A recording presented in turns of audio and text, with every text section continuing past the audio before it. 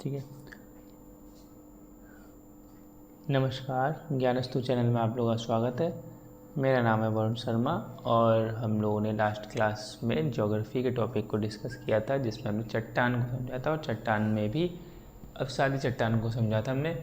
अब हम उसी में चट्टान के प्रकार में 3 तरीके की मेन चट्टान होती हैं, आग्नेय चट्टान, अवसादी चट्टान और तीसरी चट्टान आज हम देखेंगे रूपांतरित या कायांतरित चट्टान, जिसे हम बोलते हैं मेटामॉर्फिक रॉक्स। ठीक है, तो उसको हम जल्दी से इस वाली वीडियो में समझ लेते हैं। फिर उसके बाद में हम लोग ज्योग्राफी का एक नया टॉपिक आगे पढ़ेंगे, भू संचलन। लेकिन अभी क्या है, हम इसको देख लेते हैं, तो इसमें ज़्यादा समय नहीं लगने वाला है, जल्दी हो जाएगी क्लास। तो आप रूपांतरित चट्टान या फिर इसको कायांतरित चट्टान भी बोलते हैं, कायांतरित तो इंग्लिश में से मेटामॉर्फिक रॉक बोलते हैं। तो अभी समझो कि कई बार क्या होता है, कुछ चट्टानें ऐसी होती हैं जो ताप और दाब की विशिष्ट दशाओं से गुजरती हैं अगर चट्टानें, तो फिर वो उनके चट्टानों में मूल जो रूप होता है उसके मूल रूप में परिवर्तन आ जाता है उन चट्टान के। तो अगर बहुत उच्च तापमान होगा या फिर उच्च दबाव होगा तो उनके मूल रूप का जो परिवर्तन है, मतलब मूल रूप है, उसमें परिवर्तन आ जाएगा। तो ऐसे जो पहले जैसी नहीं रहेंगी चट्टानें, ठीक है, तो ऐसी चट्टानों में फिर हमको उसको रूपांतरित नहीं, रूप में परिवर्तन हो जाना, तो रूपांतरित चट्टान बोलेंगे, या फिर उनकी काया बदल जाना तो कायांतरित चट्टानें बोलते हैं। तो ताप और दाब की विशिष्ट दशाओं से जब गुजरने पर रूप में परिवर्तन आ जाता है, यानी कि मूल रूप में परिवर्तन आ जाता है, जो ओरिजिनल फॉर्म होती है उनकी, उसमें चेंजेज आ जाते हैं, तो ऐसी चट्टानें रूपांतरित चट्टानें कहलाती हैं। ठीक है, और जो चट्टानें नई चट्टानें बनती हैं वो पुरानी वाली चट्टानें होती हैं उनके अपेक्षाकृत कठोर होती हैं, यानी जो नई चट्टानें बनेंगी ताप झेल के बन गई है, ताप झेल के बनी है, दबाव झेल के बनी है। तो दबाव जब पड़ता है, हमने देखा था पीछे वाली क्लास में ज्योग्राफी में, ठीक है, तो अणु पास में आते हैं तो थोड़ा सा उसमें डेंसिटी बढ़ जाती है। ठीक है, तो उसमें कठोरत का गुण थोड़ा बढ़ने लगता है। तो यहाँ पर ये आ गई, यानी कि वो उनका मेल्टिंग पॉइंट वाली जो हमने सब बात समझी थी पिछली क्लास में, तो वही चीज़ है यहाँ पर ये।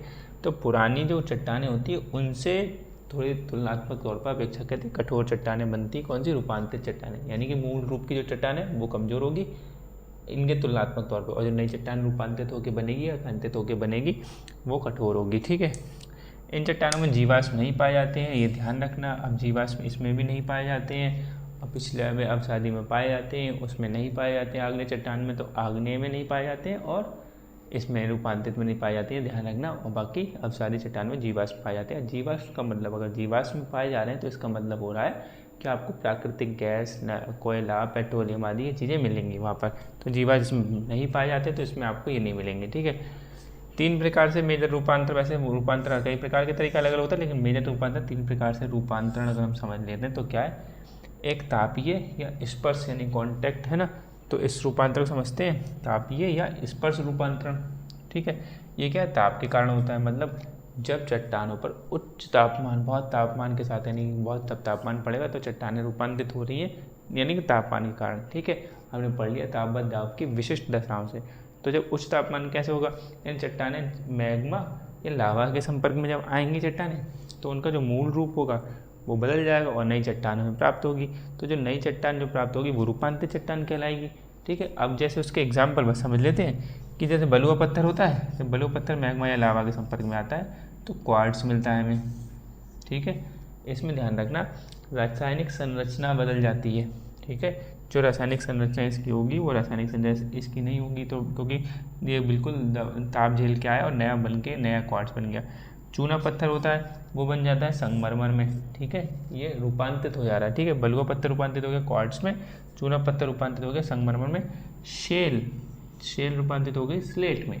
ठीक है, तो ये चीज़ ध्यान रखना। ऐसे एग्जाम्पल इसके 1 2 3 ध्यान रख लेना, जिससे आपको अगर एग्जाम्पल लिखने आए जब इसके बारे में, जो मतलब चट्टानों के प्रकार में लिखने में आए, तो तीनों प्रकार की चट्टानें लिख दी और 1 1 2 2 एग्जाम्पल लिख लिए। अब आते हैं दूसरे प्रकार का रूपांतरण, गतिक रूपा। ये लिखा है रूपा डॉट रूपांतरण, गतिक रूपांतरण, ये दाब के कारण हो रहा है, यानी उच्च दबाव जब चट्टानों में पड़ता है, बहुत उच्च दबाव जब पड़ रहा है तो उच्च दबाव के कारण चट्टानें अपने मूल रूप से परिवर्तित हो जाती हैं। तो ऐसी रूपांतरित चट्टानें जो होती हैं उस रूपांतरण को, उस प्रक्रिया को क्या बोलते हैं, गतिक रूपांतरण बोलते हैं। तो इसमें एक चीज़ ये ध्यान रखना है, इसमें रासायनिक संरचना समान रहती है। जो रासायनिक संरचना है, केमिकल फॉर्मेशन है, वो समान रहेगी। तो केमिकल स्ट्रक्चर समान रहेगा तो ग्रेनाइट जो होता है उससे क्या बनेगा, नीस। ठीक है, रासायनिक संरचना दोनों की सेम रहेगी। ग्रेनाइट पे आप थोड़ा दबाव और डालोगे तो नीस बन जाएगा। ठीक है, बेसाल्ट से ग्रीन स्टोन बन रहा है, गैब्रो से सरपेंटाइन बन रहा है। ठीक है, ये चीज़ ध्यान रखना। अब क्या होता है, कई बार ऐसा होता है जैसे मान लीजिए जैसे ये लिखा है कि क्षेत्रीय रूपांतरण, अभी चलो इसको बाद में समझ लेना, पहले इसको समझ लें। क्षेत्रीय रूपांतरण समझ लेते हैं। क्षेत्रीय रूपांतरण का मतलब क्या होता है, जब एक बड़े क्षेत्र पर, मतलब पहला हमने रूपांतरण पढ़ लिया स्पर्श रूपांतरण, ठीक है, और दूसरा हमने पढ़ लिया गतिक रूपांतरण, तीसरा हम क्या पढ़ने जा रहे हैं, क्षेत्रीय रूपांतरण। इसका मतलब क्या है, जब एक बड़े क्षेत्र पर, बहुत बड़े क्षेत्र पर ताप और दाब दोनों एक साथ पड़ रहे हैं, ठीक है, तो ताप और दबाव यानी ताप की दशाएं भी वहाँ पर आ रही हैं और दाब की दशाएं भी बन रही हैं। तो ऐसे क्षेत्र पर जब चट्टानें रूपांतरित होती हैं तो ऐसे रूपांतरण को क्या बोलते हैं, क्षेत्रीय रूपांतरण। जैसे एक बड़े एरिया में एग्जाम्पल लेना है तो छोटा नागपुर की जो चट्टानें हैं वो एक क्षेत्रीय रूपांतरण का उदाहरण बन रही हैं, ठीक है। अब एक चीज़ जो समझनी है, पुनः रूपांतरित हमें समझनी है। पुनः रूपांतरित चट्टान यानी कि जो चट्टान रूपांतरित हो गई है उसमें भी हम बता रहे हैं, जो चट्टान रूपांतरित हो गई है उससे भी फिर से वो भी रूपांतरित, मतलब ये चट्टान तो कोई चट्टान ओरिजिनल हुई होगी, ओरिजिनल वैसे बनी चट्टान मानी, इससे रूपांतरित होकर ये चट्टान बनी, ये चट्टान, ठीक है, ये रूपांतरित होकर बनी है।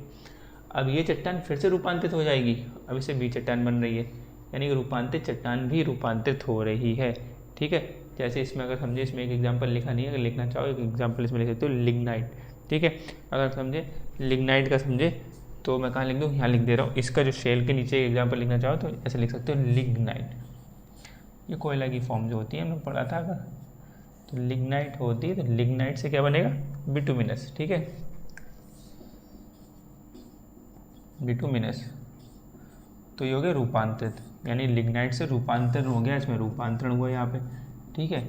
अब क्या है, अब देखो बिटुमिनस से अब एंथ्रासाइड बनना है, यानी कि इससे बिटुमिनस से फिर से रूपांतरण हो रहा है इसका, ठीक है, इसमें रूपांतरण हुआ तो क्या बना, एंथ्रासाइड, ठीक, ये बना, ठीक है। एंथ्रासाइड का फिर रूपांतरण हुआ, अब इसका फिर से रूपांतरण हुआ, ठीक, अब रूपांतरण हो गया, क्या बना, ग्रेफाइट, ठीक, तो ये बने ग्रेफाइट, यानी कि जब पुनः रूपांतरण, यानी ऐसे चट्टानों क्या बोलते हैं, पुनः रूपांतरित चट्टानें बोल रहे हैं, या फिर पुनः रूपांतरण की प्रक्रिया हो रही है इसमें, मतलब लिग्नाइट से बिटुमिनस बना, बिटुमिनस से एंथ्रासाइड बना, एंथ्रासाइड से फिर ग्रेफाइट बना, और ऐसी जो यहाँ पर शेल से जो स्लेट बनी है, इस स्लेट से फाइलाइट बन गई, यानी कि शेल से जो शेल था, शेल चट्टान थी, इससे रूपांतरण हुआ, इससे क्या बनी, स्लेट, स्लेट का रूपांतरण हुआ तो क्या बनी, फाइलाइट, ठीक है, फाइलाइट, ठीक, तो ये फाइलाइट बन गई ऐसे करके। तो यानी ऐसे चट्टानों क्या बोलते हैं, पुनः रूपांतरित चट्टानें, या फिर पुनः ये पुनः रूपांतरित प्रक्रिया के दौरान ही बनती हैं, ठीक है। तो ये आपको समझ में आया होगा आई होप कि जो चट्टान है रूपांतरित चट्टान और सॉरी अरूपांतरित चट्टान को भी पुनः रूपांतरित चट्टान हम समझ लिया। अब एक दो टर्म और समझ लो कि अगर आ जाए तो बड़ी छोटी सी एक बात है, ये समझ लो कि जैसे कि पत्रित, ठीक है, यानी कि फोलिएटेड वाली बात कर रहे हैं, पत्रित चट्टानें किसे बोलते हैं, फोलिएटेड रॉक्स किसे बोलते हैं। जब ये बताना कि रूपांतरण की प्रक्रिया होती है, वहाँ पे लिखा है रूपांतरण के समय, यानी कि जब रूपांतरण की प्रक्रिया चल रही है, तो जब रूपांतरण हो रहा है यानी कि मूल रूप उसका परिवर्तन हो रहा है, तो जो अब चाहे कैसा भी हो, गतिक हो या रासायनिक हो, ठीक, सॉरी गतिक हो तापीय, मतलब इसमें रासायनिक संरचना, इसमें ध्यान में रासायनिक के लिए बोल रहा हूँ, इसमें रासायनिक संरचना समान रहती है गतिक वाले में, इसमें रासायनिक संरचना थोड़ी सी बदल जाती है, यानी कि बलुआ पत्थर है तो क्वार्ट्ज की रासायनिक संरचना दूसरी होगी, बलुआ पत्थर की रासायनिक संरचना दूसरी होगी, इनमें रासायनिक संरचना सेम रहती है, ठीक। अब ये दोनों है तो इसमें रासायनिक संरचना बदलनी भी है और किस जगह पर सेम भी रहेगी। तो यहाँ पर ये समझना है कि बता रहे हैं कि जब ये जो रूपांतरण हो रहा है इन तीनों में से कोई भी, यानी कि जब रूपांतरण की प्रक्रिया चल रही होगी, तब रूपांतरण की प्रक्रिया के दौरान जो चट्टान के जो खनिज होते हैं ना, वो अगर रेखीय रूप में व्यवस्थित हो जाएं, यानी कि चट्टान के खनिज जो हैं वो ऐसे रेखीय के रूप में व्यवस्थित हो जाए, रेखा में व्यवस्थित हो जाए, ठीक है, एक रेखा में, यानी कि ऐसे ऐसे ऐसे ऐसे ऐसे ऐसे व्यवस्थित हो जाए। तो जब रेखीय रूप में चट्टान के खनिज व्यवस्थित हो जाते हैं रूपांतरण की प्रक्रिया के दौरान, तो ऐसी चट्टानें जो बनती हैं, खनिज ऐसे से बन रहे हैं ऐसे से करके, तो ऐसी चट्टानें क्या कहलाएंगी, पत्रित चट्टानें, ठीक है। और इस प्रक्रिया को क्या बोलेंगे, पत्रण, पत्रण, ठीक है, फोलिएशन बोलेंगे, और ऐसी चट्टानों क्या बोलेंगे, पत्रित चट्टानें बोलेंगे, ठीक है। ये बात समझ में आ रही है, इतनी छोटी सी बात बस।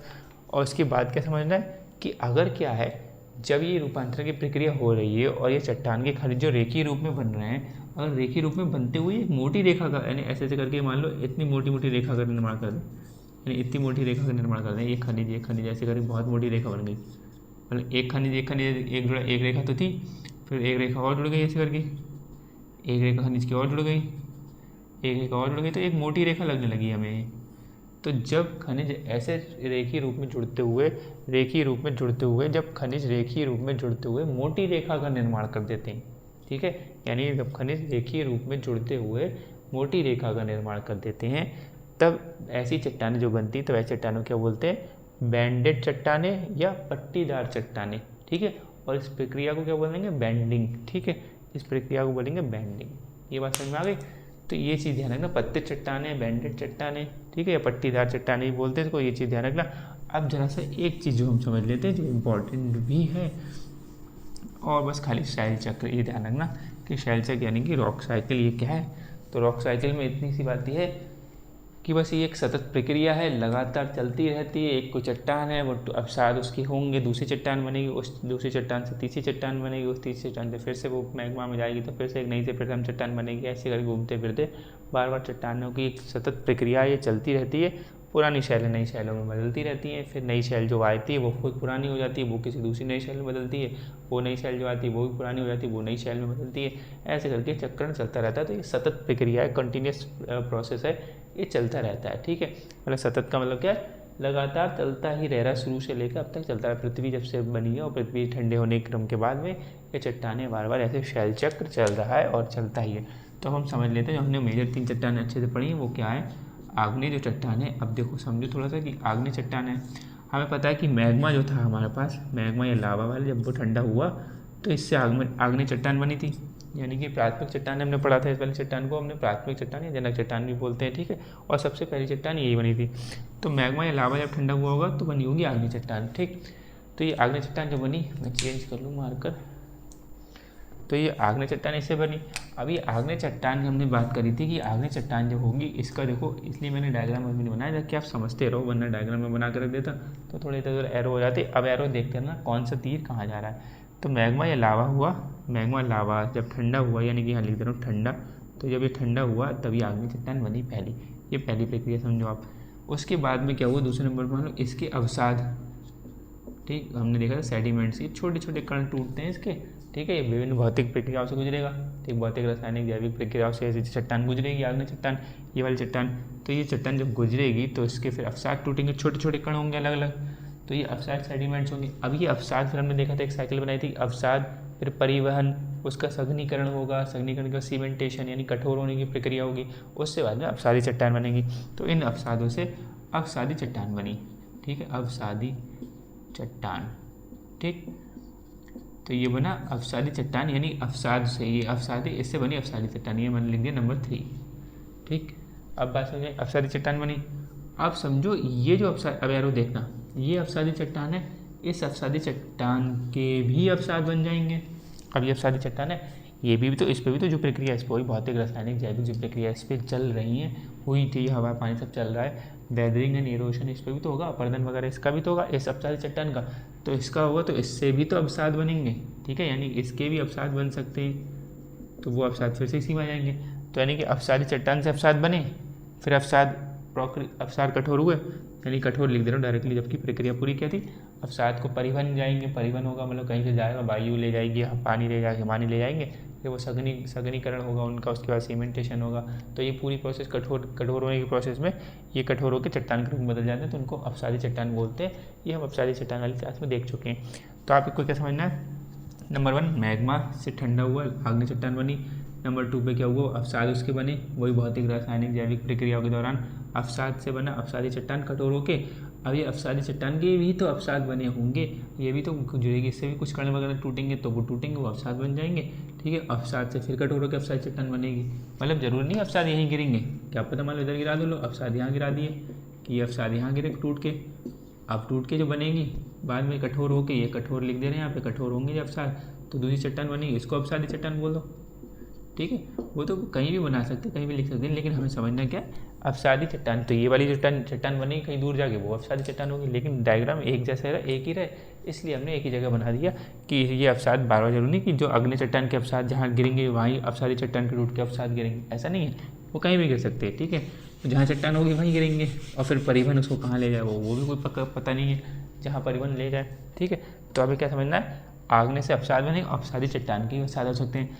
अब सोचो, ये एक एरो देखो, अब 2 एरो समझ में आ गई यानी। अब अवसादी चट्टान भी डायरेक्टली मैग्मा के संपर्क में आ सकती है किसी से, तो डायरेक्टली मैग्मा के संपर्क में आ गई मैग्मा लावा के, तो पिघल जाएगी और फिर से ठंडी होगी, फिर अग्नि चट्टान बन जाएगी। तो एक प्रोसेस की ही खत्म हो गई। अब हमने देखा था कि अवसादी चट्टान है, अगर इसका हुआ रूपांतरण, ठीक है, इसका रूपांतरण हुआ तो रूपांतरित चट्टान बनेगी, रूपांतरित, ठीक है, रूपांतरित चट्टान बनेगी। अगर उसका रूपांतरण हुआ तो वही ताप दाब की प्रक्रिया तो रूपांतरित चट्टान बनी। ये हमने लिखा दिया 4 नंबर। आगरे चट्टान का रूपांतर होकर डायरेक्टली बन सकती है, इसके अवसाद ना बने, इस पर ताप दाब डायरेक्टली पड़ जाए तो इससे भी रूपांतर डायरेक्ट बन गया। एरो समझते रहना, बाद में कीचड़ कीचड़ हो जाएगी सब। अभी समझते रहना कि आग्नेय से भी डायरेक्टली रूपांतरित बन सकती है, अवसादी से तो रूपांतरित बन सकती है, ठीक है। अब ये रूपांतरित के भी देखो, अब मैं देखो एक एरो बना रहा हूँ, रूपांतरित के भी अवसाद बनेंगे, रूपांतरित भी टूट फूट जाएगी तो रूपांतरित के अवसाद बनेंगे। अब रूपांतरित के अवसाद जब बने तो वो अवसाद अवसादी चट्टान बनेंगे, रूपांतरित होगी, फिर ऐसे प्रक्रिया ये भी चल सकती है, ठीक है। रूपांतरित, ये रूपांतरित डायरेक्टली मैग्मा में जा सकती है, फिर पिघल के ऐसे जा सकती है, ठीक है। और आग्नेय जो चट्टान है, और आग्नेय चट्टान भी डायरेक्टली मैग्मा में जा सकती है, ऐसे करके आग्नेय चट्टान जो बनी फिर से मैग्मा में चली गई, ऐसा हो सकता है, कोई बड़ी बात थोड़ी ना। तो ये चीज़ समझ में आया। मेन जो चीज़ ध्यान रखना है वो ये वाला है कि मैग्मा ठंडा होकर आग्नेय बनेगा, आग्नेय से अवसाद जाएंगे, अवसाद जाएंगे फिर अवसादी चट्टान बनेंगे, अवसादी चट्टान भी डायरेक्टली मैग्मा में आ सकती है, तो फिर बाद में ठंडा होकर फिर ये बन जाएगी। अवसादी चट्टान रूपांतरित हो सकती है, आग्नेय चट्टान रूपांतरित हो सकती है, रूपांतरित चट्टान के भी अवसाद बन सकते हैं, वो अवसादी चट्टान में परिवर्तित हो सकते हैं, ठीक है। और फिर ऐसे अगर रूपांतरित चट्टान भी मैग्मा में जा सकती है, मतलब मैग्मा में 3 जा सकती है, ये भी और ये भी, ठीक है। शेल चेक समझ में आ रहा है। ये चीज़ एक बार फिर से अगर इसको समझ नहीं है तो एक बार वीडियो पीछे करके देख लेना आप लोग, एक बार मैं आपको और समझा दूंगा, तो एक बार वीडियो पीछे करके देख लेंगे तो आपको समझ में आ जाएगा। ये मेन चीज़ एरो ध्यान रखना है, ठीक है, तो किससे कौन सी चट्टान बन जाती है, और बाकी आपको समझ में आ भी गया होगा, ठीक है। तो ये शैल चक्र था और ये हमने पढ़ लिया ठीक से चट्टान वाले चैप्टर को ज्योग्राफी में। अब हम अगली वाली क्लास में ज्योग्राफी की जो क्लास होगी उसमें भू संचलन पढ़ेंगे, लेकिन उससे पहले मैं आपको बता दूँ कि हिस्ट्री की क्लास आपके पास आने वाली है।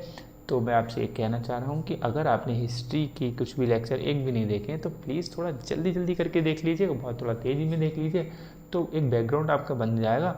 हालांकि जो हिस्ट्री में जो आपके पास आने वाला है लेक्चर वो अमेरिकी क्रांति के बारे में आने वाला है, अमेरिकी क्रांति कैसे हुई और अमेरिका गृह युद्ध, ठीक है। तो उसके बाद में हम फ्रांसीसी क्रांति की तरफ बढ़ेंगे, उसके बाद में फ्रांसीसी क्रांति के दौरान राष्ट्रवाद का जो उद्भव हुआ, फिर राष्ट्रवाद कैसे भारत में पहुंचा, कैसे करी फिर भारत की आज़ादी वगैरह, फिर वो हम एनसीईआरटी में पहुंच जाएंगे, धीरे समझते रहेंगे।